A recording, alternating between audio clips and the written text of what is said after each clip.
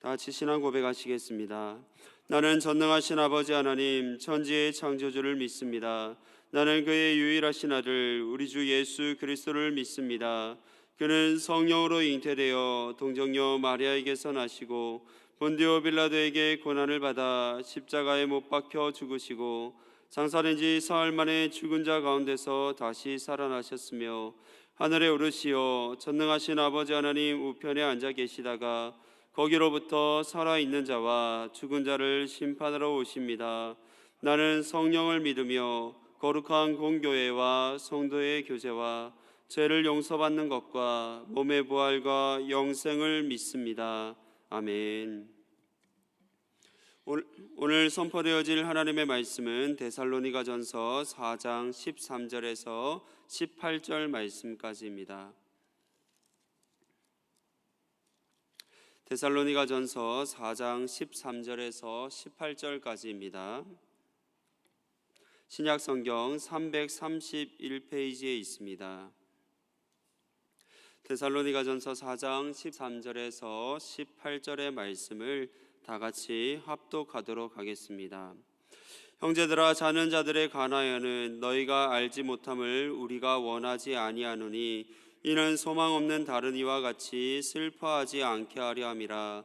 우리가 예수께서 죽으셨다가 다시 살아나심을 믿을진대 이와 같이 예수 안에서 자는 자들도 하나님이 그와 함께 데리고 오시리라. 우리가 주의 말씀으로 너희에게 이것을 말하노니 주께서 강림하실 때까지 우리 살아남아 있는 자도 자는 자보다 결코 앞서지 못하리라. 주께서 호령과 천사장의 소리와 하나님의 나팔 소리로 친히 하늘로부터 강림하시리니 그리스도 안에서 죽은 자들이 먼저 일어나고 그 후에 우리 살아남은 자들도 그들과 함께 구름 속으로 끌려 올려 공중에서 주를 영접하게 하시리니 그리하여 우리가 항상 주와 함께 있으리라.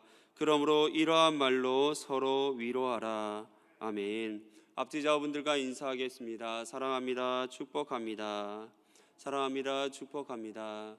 오늘 자는 자들에 관하여 라는 말씀의 제목으로 함께 말씀을 나누고자 합니다. 하나님을 기쁘시게 하는 삶, 거룩한 삶을 살아가는 것이 하나님의 뜻이라면 서로 사랑하며 살아가는 것이 하나님의 가르침입니다. 예수님의 가르침도 서로 사랑하며 살아가라는 것입니다. 하나님은 우리를 친히 사랑하시는 것뿐만 아니라 하나님의 사랑을 우리에게 직접 가르쳐 주십니다. 하나님의 사랑의 특징은 적극적인 행동으로 누군가의 필요를 채워주기 위해 적극적으로 노력하는 모습이 그 사랑에는 담겨져 있습니다. 데살로니가인의 교회는 하나님의 사랑을 실천함으로 공동체에 속한 사람들에게 뿐만 아니라 마게도냐에 있는 모든 교회와 모든 믿음의 사람들의 본이 되는 교회로 칭찬을 받고 있습니다. 바울은 그럼에도 불구하고 그것에 만족하거나 안주하지 말고 더 많은 칭찬을 받을 수 있도록 계속해서 모든 사람들에게 사랑을 나누어 줄 것을 권면합니다.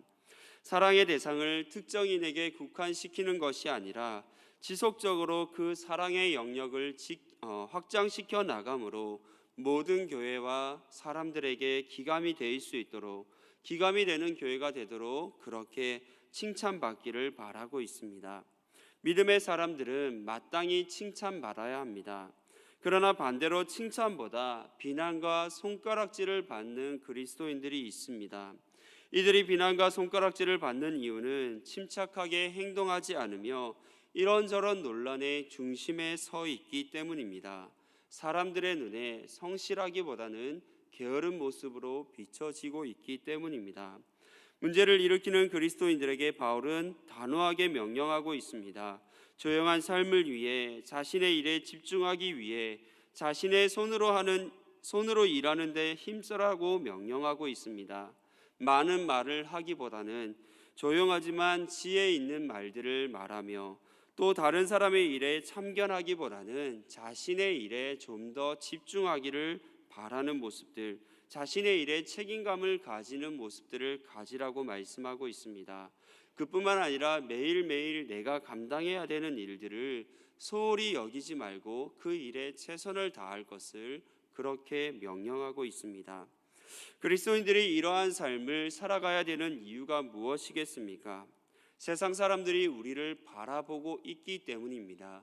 세상 사람들은 이러한 삶을 살아가지 못하지만 그리스도인들만큼은 이러한 삶을 살아가기를 바라는 기대감이 있기 때문에 그렇습니다. 그리고 나 한 사람의 평가가 우리 모든 그리스도인들의 평가가 될 수 있기에 우리는 항상 주님께서 주시는 그 말씀들을 기억하며 살아야 됩니다. 가장 중요한 것은 결국 하나님의 사랑을 실천함에 걸림돌이 될 수 있기 때문입니다. 오늘 우리의 삶이 교회 안에서만 신실한 그리스도인들의 삶이 아니라 교회 밖 우리가 살아가는 삶의 자리에서 모든 사람들의 눈에 신실한 그리스도인의 삶이 될 수 있기를 간절히 소망합니다. 데살로니가인의 교회 성도들은 모든 이들에게 칭찬을 받고 있는 삶이었지만 그들에게도 한 가지 고민이 있었습니다. 그것은 바로 죽은 자들에 관한 문제입니다. 13절의 말씀을 함께 보도록 하겠습니다. 형제들아, 자는 자들에 관하여는 너희가 알지 못함을 우리가 원하지 아니하노니 이는 소망 없는 다른 이와 같이 슬퍼하지 않게 하려 함이라. 아멘. 예수님께서 다시 오실 때를 기다리며 이 땅에서 칭찬을 받고 있는 삶을 살아가고 있지만 데살로니가인의 교회 성도들은 재림을 보지 못하고 죽게 될 경우 성도들의 삶이 어떻게 되는 것인지에 대한 고민이 있었습니다. 죽음에 대한 문제는 언제나 사람들에게 염려를 안겨줍니다. 염려를 한다는 것은 죽음에 대한 바른 이해를 가지지 못했다는 것을 의미합니다. 우리가 어떠한 일로 염려하고 있다라고 한다면 우리의 삶에 그 일들이 어떻게 전개되어질지, 어떤 일들이 벌어질지를 알지 못하기 때문일 것입니다. 데살로니가인의 교회 성도들 또한 바울을 통해 계속해서 재림의 때에 어떤 일들이 일어나게 된다라는 말씀을 들었지만 재림을 보지 못하고 먼저 죽은 자들이 어떻게 되는 것인지에 대해서는 정확한 이해가 부족했던 것입니다. 그렇기에 그들은 죽은 자들에 대해, 자는 자들에 대해 염려하고 있는 것입니다. 그래서 바울은 자는 자들에 관하여는 너희가 바로 이해할 필요가 있다라고 말씀합니다.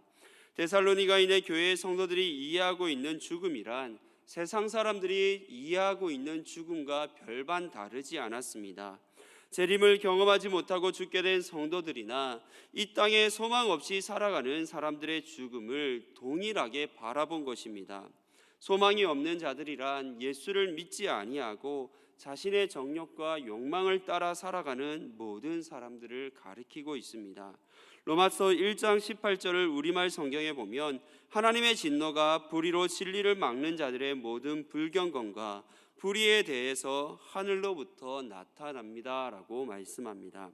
소망 없는 자들에게 임하게 되는 하나님의 진노가 재림의 때를 보지 못하고 죽게 된 성도들에게도 동일하게 임하게 될 것이라고 생각한 것입니다.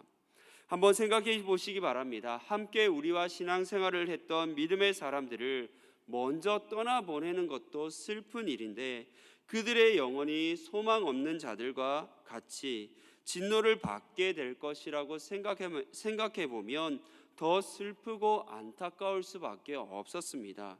낙심이 될 수밖에 없었던 것입니다. 그래서 바울은 너희가 죽음에 대해 바로 이해할 필요가 있다라고 분명히 말하고 있습니다. 잠자는 자들에 대해 바로 알면 더 이상 슬퍼하지 않아도 된다, 낙심할 필요가 없다라고 말씀하는 것입니다.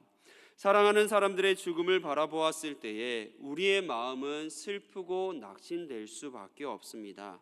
오랜 시간 우리와 함께하며 공유하고 있는 기억들, 삶의 자리가 있기에 사랑하는 사람을 떠나보내는 것들은 쉽지 않은 일입니다.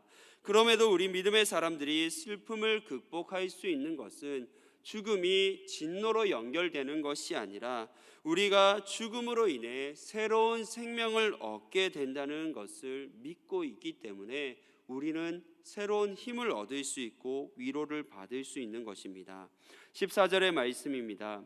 우리가 예수께서 죽으셨다가 다시 살아나심을 믿을진대 이와 같이 예수 안에서 자는 자들도 하나님이 그와 함께 데리고 오시리라. 아멘. 그리스도인의 믿음의 핵심은 십자가와 부활입니다.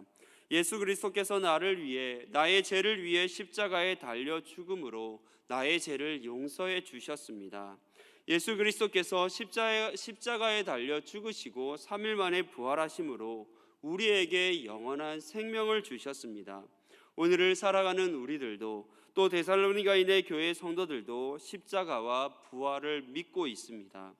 우리가 가진 부활 신앙은 예수님께만 적용되는 것이 아니라 모든 믿음의 사람들에게 적용됩니다. 예수님께서 다시 살아나셨다는 것은 죽음을 정복하셨다는 의미입니다. 다시 말해 예수님께서 죽음을 정복하신 것으로 인해 예수 그리스도를 믿는 모든 사람들은 죽음의 영향력에서 벗어나게 된 것입니다. 예수를 믿는 우리들 또한 죽음을 극복한 것입니다. 우리의 힘과 능력으로 영원한 생명이 주어진 것은 아닙니다. 오직 예수 그리스도가 행하신 모든 것을 믿는 믿음이 있을 때에 예수님께서 성취하신 모든 것을 우리 또한 누리게 되는 것을 믿으시기를 바랍니다. 요한복음 11장 25절과 26절에 보면 예수께서 이르시되 나는 부활이요 생명이니 나를 믿는 자는 죽어도 살겠고 무릇 살아서 믿는 자는 영원히 죽지 아니하리니 라고 말씀합니다. 그래서 이 땅에서 예수 그리스도를 믿고 죽음에 이르게 된 자들은 하나님께서 예수와 함께 재림의 때에 데려올 것이라고 말씀하고 있습니다.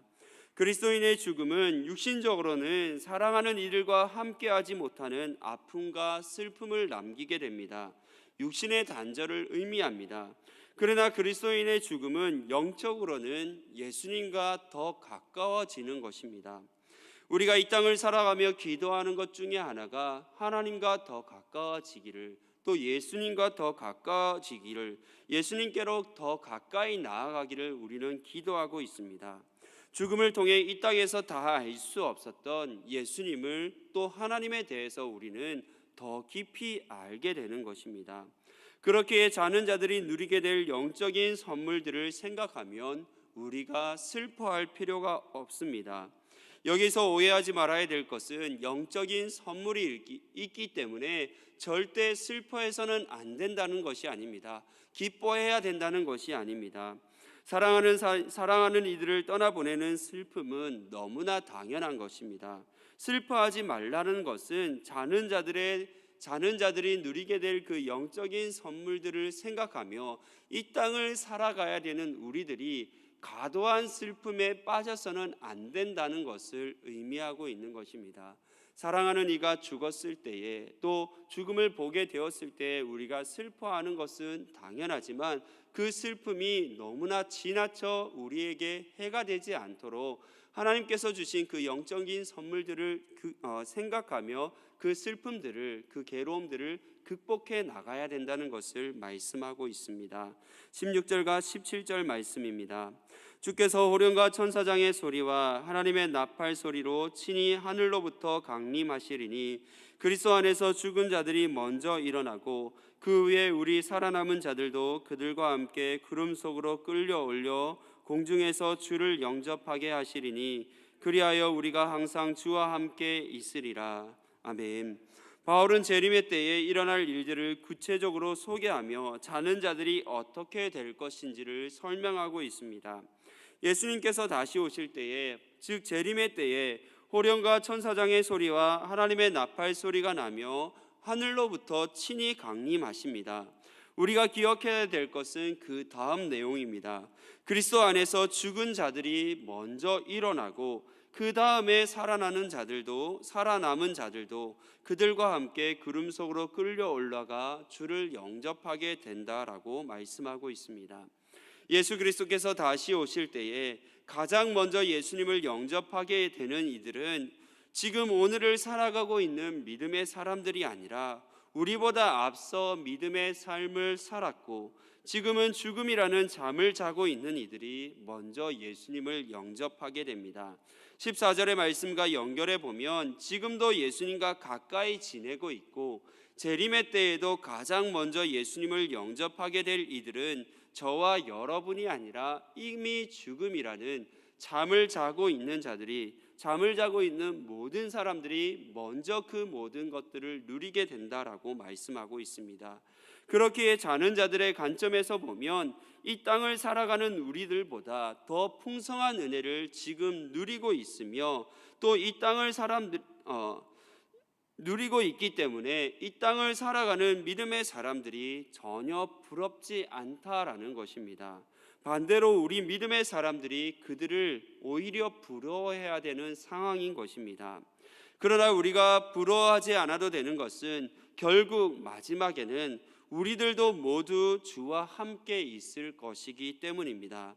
마태복음 28장 20절에 보면 볼지어다 내가 세상 끝날까지 너희와 항상 함께 있으리라 하시니라 라고 말씀합니다. 예수님의 약속은 이 땅을 살아가는 우리들에게도 그대로 적용되고 있으며 예수님께서 다시 오실 때에 완전하게 실현되는 것입니다.